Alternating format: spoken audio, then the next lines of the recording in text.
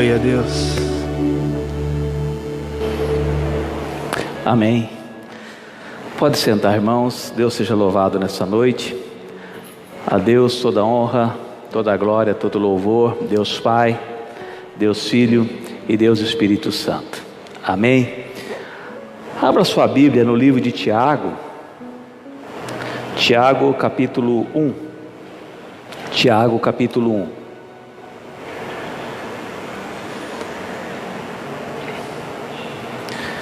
Que Deus abençoe você que está nos assistindo agora, que a plenitude do Espírito Santo, a graça do Senhor esteja contigo na tua casa, esteja contigo juntamente com a tua família, cultuando a Deus agora.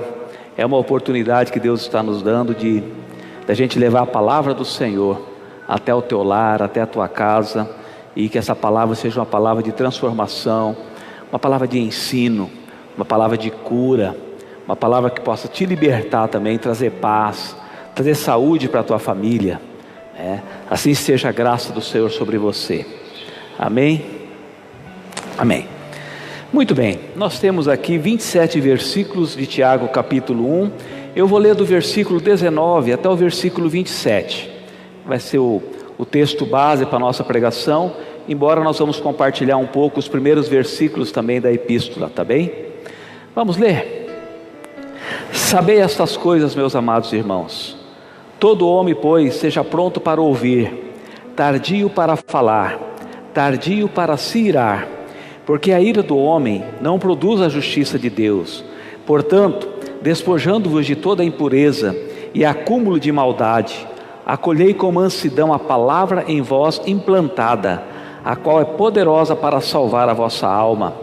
Tornai-vos, pois, praticante da palavra, e não somente ouvintes, enganando-vos a vós mesmos. Porque se alguém é ouvinte da palavra e não praticante, assemelha-se ao homem que contempla no espelho o seu rosto natural, pois a si mesmo se contempla e se retira, e para logo se esquece de como era a sua aparência. Mas aquele que considera atentamente na lei perfeita, lei da liberdade, e nela persevera, não sendo ouvinte negligente, mas operoso praticante, esse será bem-aventurado no que realizar. Que lindo, hein? Se alguém supõe ser religioso, deixando de refrear a língua, antes enganando o próprio coração, a sua religião é vã. A religião pura e sem mácula para com o nosso Deus e Pai é esta: visitar os órfãos e as viúvas nas suas tribulações, e a si mesmo guardar-se incontaminado do mundo. Então essa é a palavra do Senhor para nós compartilharmos nessa noite. Nós estamos aqui numa epístola de um homem chamado Tiago, e na sequência dos nomes hebreus, provavelmente é uma derivação do nome Jacó. Tiago vem de Jacó, no ano 50 depois de Cristo, dentro de um contexto de muita tribulação, muita perseguição por parte do Império Romano, juntamente aos judeus e judeus cristãos, principalmente, sofrendo grande luta, grande tribulação, e também tinha uma grande divisão entre cristãos, judeus cristãos abastados e judeus cristãos menos abastados. Estava tendo uma série de confusões e de brigas, de intrigas na comunidade que o evangelista, que o autor vai escrever. Quem é esse Tiago? Só para a gente entender um pouco. Esse Tiago provavelmente é o irmão do Senhor Jesus Cristo, um dos irmãos de Jesus Cristo, Isso nós podemos comparar em outras epístolas. Por exemplo, Gálatas fala sobre isso, Atos capítulo 15 fala sobre isso também, Então é um tratado contra a opressão do necessitado. Primeiro versículo, só para a gente entender, o autor aqui, aos seus ouvintes, quem são os ouvintes dele? Ele chama aqui as 12 tribos que se encontram na dispersão. Quem seriam essas 12 tribos? Nós sabemos que dentro do contexto histórico, as 12 tribos de Israel se tornarem apenas 2, e sobrevivendo a tribo de Judá. Mas quando ele está escrevendo as 12 tribos que se encontram na dispersão, ele como autoridade e fazendo menção ao próprio nome dele de Jacó, patriarca das 12 tribos de Israel. Então agora ele é o Jacó da nova Israel espiritual do Senhor. É a nova Israel espiritual de Deus. Então ele tem essa autoridade de chamar os judeus cristãos que se espalharam por conta da perseguição como os judeus da dispersão. É só para a gente entender o contexto. E esse texto e todo o livro de Tiago, ele é difícil interpretação. Diante dessa dificuldade de interpretação, é que ele vai orientar no versículo 5 até o versículo 8, a gente pedir sabedoria a Deus. Se alguém necessita de sabedoria, peça a Deus, que a todos dá liberalmente, diz a palavra do Senhor. Então, para entendermos a epístola, nós precisamos de sabedoria, porque vai entrar uma questão muito discutida e com muitas dúvidas, a questão da provação e da tentação. Ele vai diferenciar aqui: tende por motivo de alegria o passardes por várias provações. Em algumas versões dizem o passardes por várias tribulações. E a palavra tribulação, ela vem do grego tribularium. O tribularium era aquela ferramenta que os agricultores usavam na época para pegar a palha, jogar junto ao vento, o vento batia e aí a palha saía e caía a semente.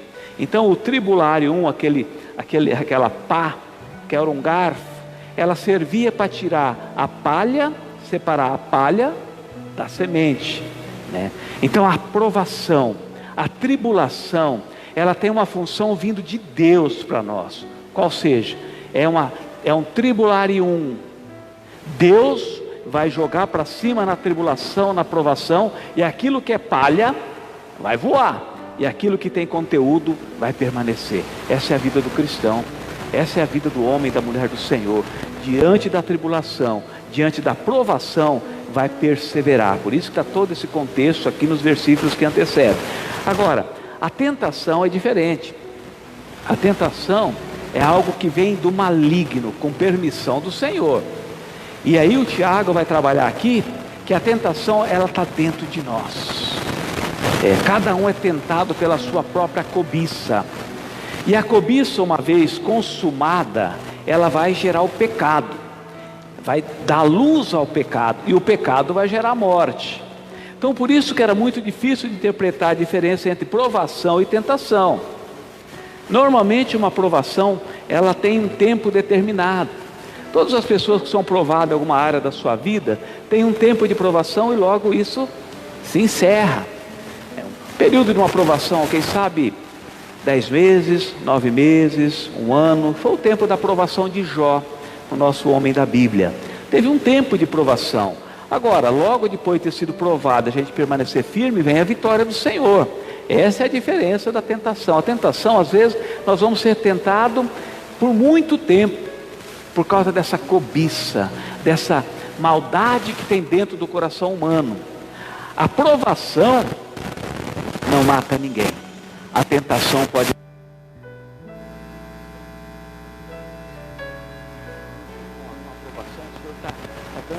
uma disciplina para o seu povo.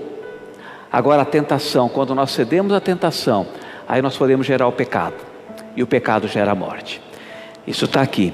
E dentro desse contexto, os cristãos daquela época, eles estavam sendo tentados a uma revolução, se juntar aos judeus revolucionários para guerrear contra a opressão romana, muito forte naquela época. E diante dessa tensão toda, desse clima de guerra, de batalha, está o texto que eu li, o versículo 19 até o versículo 27.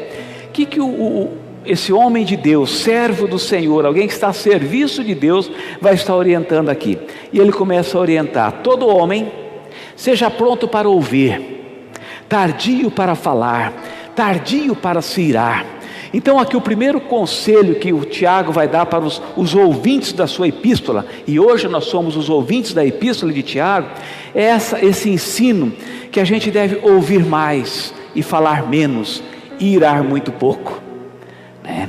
Porque diante da ira, diante da injustiça, muitas vezes nós queremos tomar o agir de Deus e nós fazermos justiça pelas nossas próprias mãos. Por isso que o versículo 20 diz: a ira do homem não produz a justiça de Deus. Porque muitas vezes, quando nós estamos indignados com uma situação, muitas vezes nós estamos revoltados com um caos no mundo, um caos na sociedade, um caos econômico, tanta injustiça, tanta covardia que os poderosos fazem com os que necessitam desse apoio.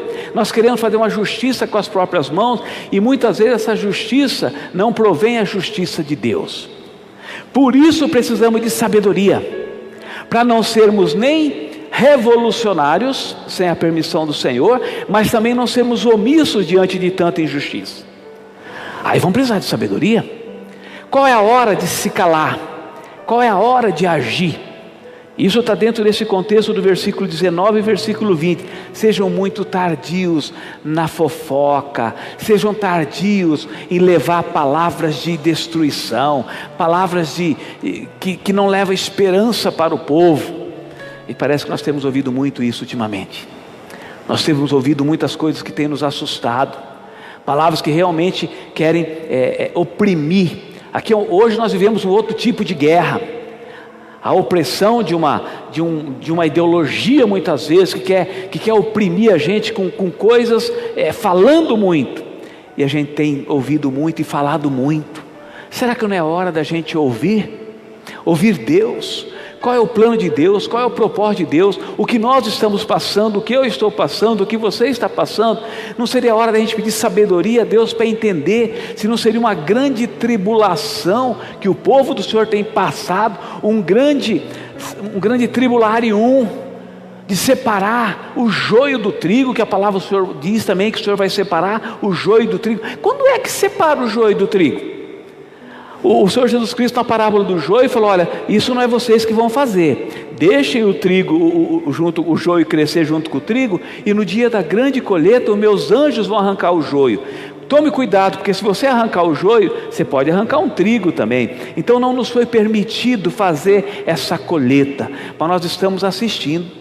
E quem tem sensibilidade, e quem tem buscado a presença do Senhor, tem entendido que nós estamos vivendo tempos, se não for a grande tribulação, pelo menos uma tribulação da separação do joio e do trigo. Estamos vivendo esse tempo. E aí, a partir do versículo 21 até o versículo 27, vai tratar do caráter. De novo o apóstolo vai trazer uma palavra que vai ao encontro do caráter humano. Ensinou princípios de provação, ensinou princípios de tentação, ensinou o grande princípio da busca da sabedoria. Agora vem a palavra da exortação para a igreja. Portanto, despojando-vos de toda impureza e acúmulo de maldade, acolhei com mansidão a palavra em vós implantada, a qual é poderosa para salvar a vossa alma. Sabe quando o apóstolo é considerado um apóstolo, mas o autor da epístola, ele está vivendo num contexto onde tinha uma filosofia platônica, de que a razão é inata. Vou explicar isso. A razão, aquilo que faz o homem se dar bem na vida, pensar a própria existência, segundo ele, isso é inato, está dentro do ser humano, essa filosofia. Agora, o Tiago aqui, ele vai dizer o seguinte: a sabedoria, a graça de Deus, ela não está dentro, ela foi implantada em vós. A salvação, a razão da minha existência, a razão pelo qual eu posso ter juízo de valores sobre pecado e não pecado, justiça ou injustiça, fazer ou não fazer justiça, isso é algo que o Espírito Santo vai plantar em nós. E essa palavra implantada aqui significa enxertada. Então foi enxertada em mim, foi enxertada em ti, você que está me assistindo, você que está conosco aqui na igreja nessa noite, foi enxertado em nós, foi enxertado a palavra do Senhor. E essa palavra que foi implantada no final do versículo 21 diz que ela é poderosa para salvar as nossas almas. É uma palavra que tem poder. É uma palavra que nos ensina a verdadeira liberdade, que vai trabalhar aqui o versículo que fala sobre a liberdade, né? Versículo, me ajudem aí, a palavra implantada, salvar a vossa alma, né? 25, exatamente, a lei da liberdade, e nela persevera. A palavra do Senhor, que foi colocada no meu coração e que foi colocada no teu coração, ela tem um poder. E o homem que recebeu essa palavra plantada na sua alma, no seu espírito, na sua vida, esse homem, ele vai ter a capacidade, vai ter o desejo, vai brotar nele uma força agora, uma força que vem de fora, coloca dentro. E dentro de nós, implantada em nós, enxertada em nós, vai produzir uma força no ser humano que é capaz de trabalhar em nós a impureza, de nós nos despojarmos de toda forma de impureza. É por isso que nós temos que entender o novo nascido em Cristo Jesus, o homem que foi implantada a semente da graça, o homem que foi implantada a palavra da vitória. Esse homem não pode, não deveria, não precisaria viver na impureza do pecado. Tem uma força, nós temos que crer nisso. A força da palavra, a força da palavra de Deus, ela é mais poderosa do que a força do maligno. Ela é mais poderosa e mais forte do que a força dos meus desejos, dos meus instintos. Essa palavra é um fermento dentro de nós, e só essa palavra é capaz de fazer o homem refrear a sua língua, e não mais murmurar, e não mais criticar. Aí nós vamos entendendo por que ele tem que ser tardio em falar. Há um poder na palavra. E o capítulo 3, que nós não vamos estudar hoje, o Tiago vai dedicar todo ele o poder, o dever de refrear a língua. É um ensino, é uma doutrina, é um compêndio teológico de santidade, de como deveríamos viver. E ele vai dar o exemplo de um espelho. O homem que é ouvinte da palavra e não praticante da palavra. Quantos de nós ouvimos a palavra do Senhor, e recebemos palavra do Senhor, e recebemos conselhos do Senhor? Há quanto tempo estamos recebendo essa palavra do Senhor? Somos bons ouvintes da palavra do Senhor, porém nos falta a prática de viver a palavra do Senhor. Aqui os gregos, dentro desse contexto, eles chamavam isso da praxis. É a teoria juntamente com a prática.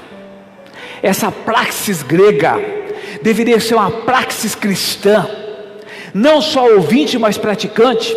Agora, para eu praticar, o que eu tenho que fazer? Receber. Como é que eu vou praticar algo que eu não recebi? Existe uma consciência moral, é lógico.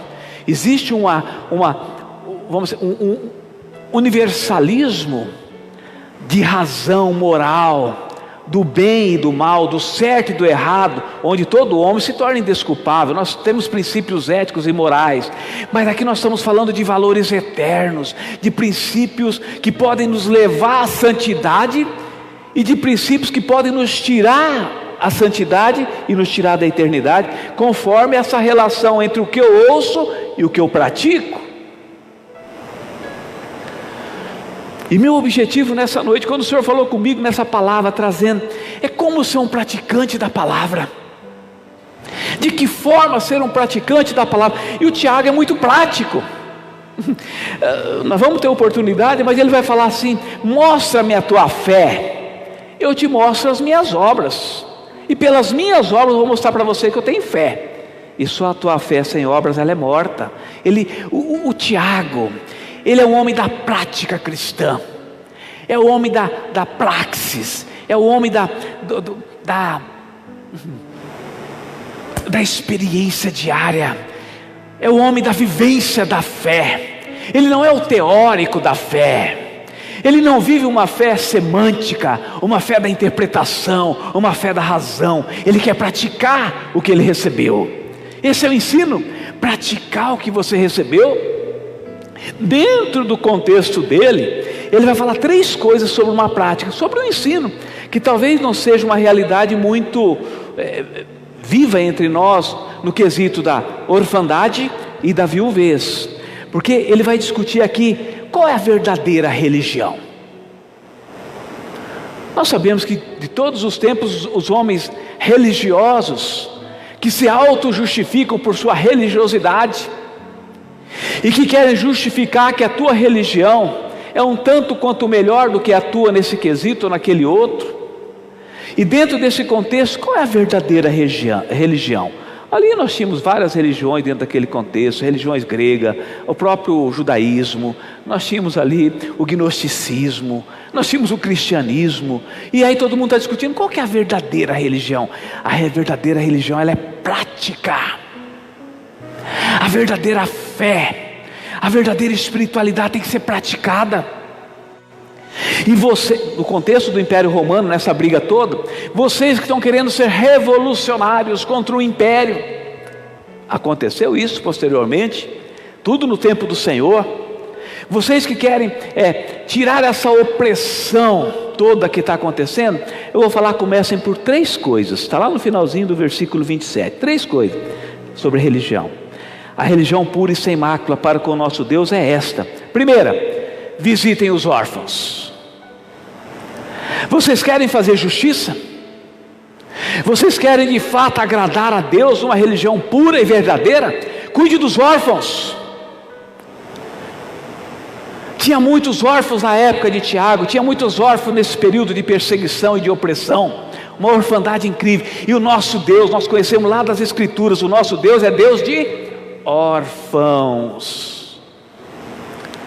Cuide das crianças, cuide dos nossos pequeninos. Nós queremos fazer tanta justiça e tanta justiça social, e nós não ensinamos os nossos filhos, não ensinamos os nossos pequeninos princípios, valores, cuidar eles com coisas que vão valer para a eternidade. Filhos hoje são órfãos de pais presentes, os nossos filhos hoje são órfãos de educadores presentes, os nossos filhos hoje são órfãos de um bom ensino, de um bom princípio. Tudo que tem se implantado no coração dos nossos pequeninos é uma injustiça, é uma liberalidade, é uma vergonha. Ó igreja, seja prática no cuidado com as crianças, cuide dos órfãos, ensine valores, ensine princípios. Estamos num período de guerra, período de destruição, muitas viúvas, e nós sabemos que Deus cuida de viúvas desde o Antigo Testamento. E a pergunta que eu faço: a nossa igreja, ou a tua igreja, é uma igreja prática no cuidado do idoso? Sabe, queridos, nós temos 2 estatutos, o estatuto da criança e do adolescente, e nós temos o estatuto do idoso. E nós muitas vezes julgamos, e é sim responsabilidade do governo, cuidar das nossas crianças e cuidar dos nossos idosos. Mas a igreja se acomodou, a igreja não tem feito a parte dela, a igreja não tem feito uma diaconia evangelística e assistencial com as viúvas. Quantas viúvas nós conhecemos que nem sequer recebem uma visita nossa? Quantas viúvas nós conhecemos que estão sozinhas, morrendo de depressão nas suas casas? Quantas viúvas nós conhecemos que estão morrendo numa angústia, num vazio, sem uma palavra, sem uma oração, sem um conselho, sem uma leitura? A leitura de um salmo, para quem amarga uma solidão, E a igreja precisa acordar para esse ensinamento prático da fé. Poderíamos aqui falar, eu gosto sempre de falar e mexer no contexto da família. A igreja tem que cuidar das viúvas de marido vivo. Viúvas de marido vivo, sabe o que é? Esses maridos que estão mortos espiritualmente, maridos que estão mortos emocionalmente, maridos que estão mortos no seu caráter. É viúva de marido vivo, mas também tem viúvo de mulher viva. Mulheres mortas espiritualmente, mortas emocionalmente, mortas da sua virtude. E aí a igreja tem que cuidar, a igreja tem que acolher, tem que abençoar. Quer trabalhar, igreja? Tiago está trabalhando aqui, duas coisas: cuide dos adolescentes, cuide das crianças, cuide dos órfãos, cuide das viúvas. Mas não para por aí. É como se esse autor, e ele entende, porque tem um versículo que ele fala aqui no versículo 7, eu preciso compartilhar, aliás o versículo 8, que diz assim, homem de ânimo dobre, inconstante em todos os seus caminhos. Aqui ele vai trabalhar a inconstância do ser humano, a inconstância do homem, a inconstância da mulher no cristianismo, e ele vai assemelhar esse cristão como aquele que é agitado pela onda do mar, que vai para lá e vai para cá. Homens, quando fala aqui ânimo doble, né? Ânimo doble. Ânimo é alma, dobre é dupla. Dupla alma, que a psicologia chamaria de dupla personalidade. Pessoas inconstantes, pessoas bipolares na fé. Cristãos bipolares na fé. Para você essa palavra: se firma, pare de ser como uma folha ou uma onda agitada pelo vento. Tenha constância na fé, tenha constância no teu caminho. O que está te levando para um lado, o que está te levando para o outro, o que te faz permanecer ou se desviar do caminho de Deus? Isso é uma dupla personalidade na fé. Quantas pessoas nós conhecemos que oscilam demais na fé? Ora estão num glória a Deus absoluto, outra hora no nada de Deus extremo. Firme no Senhor, busque sabedoria, pare de ser um crente agitado, busque cura, busque libertação. E por isso que ele termina o versículo 27, cuide da criança, cuide da viúva, mas cuide de você também. E como que eu devo cuidar de mim? E assim mesmo, guarda-se incontaminado do mundo. Como se nós vivemos um cristianismo relativo, uma verdade relativa, ou uma verdade subjetiva. Aquilo que é verdade para mim pode ser verdade para você. No cristianismo não tem verdade subjetiva, não existe verdade relativa. No cristianismo é uma verdade absoluta. Mantenha-se incontaminado do mundo. Não deixe as coisas do mundo te contaminar. E eu vou encerrando por aqui, por hoje. Mas eu quero dar um exemplo no final desse culto. Nós vamos ter a Santa Ceia daqui a pouco. Hoje é culto de Santa Ceia. Pena que você não está conosco aqui na igreja. Mas se você tiver a oportunidade, faça uma Santa Ceia na tua casa. Não perca isso, não perca esse princípio cristão. Mas nós vamos ter ceia daqui a pouco. E a palavra do Senhor diz que um dos critérios para o homem cear, 1 Coríntios capítulo 11, é um autoexame. Examine-se, pois, o homem a si mesmo, e perceba se ele está apto ou não a comer do pão e beber do sangue de Cristo. Esse autoexame, essa visita na sua alma, é um convite antes da nossa ceia. E eu quero dar um exemplo para isso. Ouvi de um irmão missionário, grande homem de Deus, dizendo que um crente no mundo é como um minerador que trabalha com carvão, minério de carvão, naquelas grutas profundas, naquelas cavernas profundas que tem o minério do carvão. Não sou geólogo, nem geógrafo, mas eu penso que caminha por aí, né? E esse homem deu o seguinte exemplo: um cristão no mundo é como um minerador de carvão com uma roupa toda branca, descer lá no fundo dessa caverna de minério, não tocar em nada, com a roupa branca, não tocar em nada. Quando ele sair de volta, quando ele sair da mineradora, quando ele sair desse lugar, ele vai olhar na roupa dele e ele vai perceber fragmentos de carvão naquela roupa branca. Não tem como ele entrar no buraco de carvão e sair sem manchas de carvão. E o que o apóstolo aqui está dizendo também: não tem como você andar no mundo e não ser contaminado pelo mundo muitas vezes. É sair da sua casa, sair da igreja, sair do teu momento com Deus, e de repente no primeiro momento você é tentado a se contaminar com as coisas do mundo. E é um princípio cristão: mantenha-se incontaminado com as coisas. Como vou fazer isso? Como vou dar conta de viver nesse mundo que Jesus Cristo orou por mim e por você? João 17, Senhor, na oração sacerdotal dele: não oro só por esse, mas eu oro por aqueles que viriam a crer, que vão vir a crer em nós. O Senhor Jesus Cristo já fez uma oração sacerdotal por mim e por ti, quando Ele esteve aqui. Ele já intercedeu por nós. Não os peço que tires do mundo, mas que os guardes do mal. Como que eu posso ser guardado do mal? Aí é o exemplo do espelho que ele coloca aqui. Um dos melhores espelhos que tinha na época era o espelho produzido em Corinto.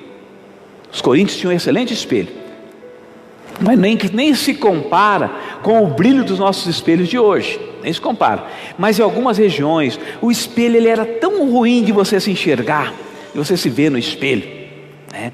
Que ele vai falar assim: o homem que ouve e não pratica, ele é comparado ao homem que viu a sua imagem no espelho. Ele está se contemplando, mas ele não está se vendo muito. E aí ele diz ali no versículo 24, ele vai se contemplar, mas logo ele vai esquecer da sua aparência, né? A nossa mente não consegue nem entender: como que eu vou esquecer da minha aparência? Tenta esquecer da tua aparência. A gente não vai dar conta, porque nós fazemos selfie o tempo todo.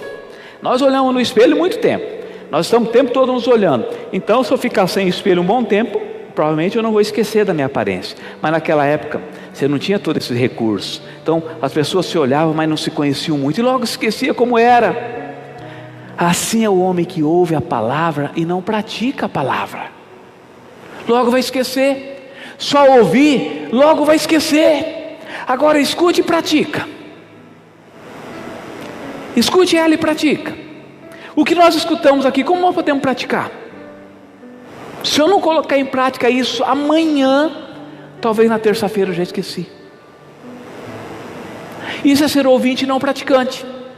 Ora, meu exemplo: se eu escuto lá lá em Efésios capítulo 6: maridos, amai vossas mulheres como Cristo amou a igreja. Eu ouvi. Se eu não praticar isso, se eu não colocar isso em prática daqui a pouco ou amanhã, provavelmente na terça-feira eu já estou agredindo a minha esposa. É por isso que nós somos inconstantes no nosso caminho. Nós ouvimos e não praticamos. Pratique o que você tem ouvido, pratique o que você tem lido. Quero orar contigo, quero orar com você que está nos assistindo. Vamos ficar em pé. Senhor Deus e Pai, muito obrigado, Deus, por essa palavra. Essa palavra é um desafio, Pai, é uma palavra contemporânea, é uma palavra para hoje. Pai, nós temos sido cristãos ouvintes e não praticantes da Tua palavra, e nesse momento nós precisamos confessar, Senhor. Pai, quanta coisa boa temos ouvido da Tua palavra. A palavra, o Senhor diz aqui que ela sararia a nossa alma, salvaria a nossa alma. A palavra, o Senhor diz aqui que a nossa alma prosperaria, que a nossa vida seria próspera, quando nós ouvimos e praticamos a Tua palavra. Mas nós temos vivido um cristianismo falido e não próspero, temos tido um casamento falido e não próspero, temos tido uma fé frágil e não forte, porque a gente não pratica. Perdoa-lo, Senhor. Perdoa a tua igreja, que tem sido uma boa ouvinte da palavra e uma péssima praticante da palavra. Assim perdoe a mim, perdoe meus irmãos, perdoe aqueles que estão nos ouvindo, que tudo seja para a honra e para a glória do nome do Senhor Jesus, e que o Senhor te abençoe e te guarde, que o Senhor faça resplandecer a luz do seu olhar sobre você, tenha misericórdia de você, que o Senhor sobre você levante o seu rosto e te dê a paz, em nome de Jesus, e na plenitude do Espírito Santo, uma boa semana. Amém.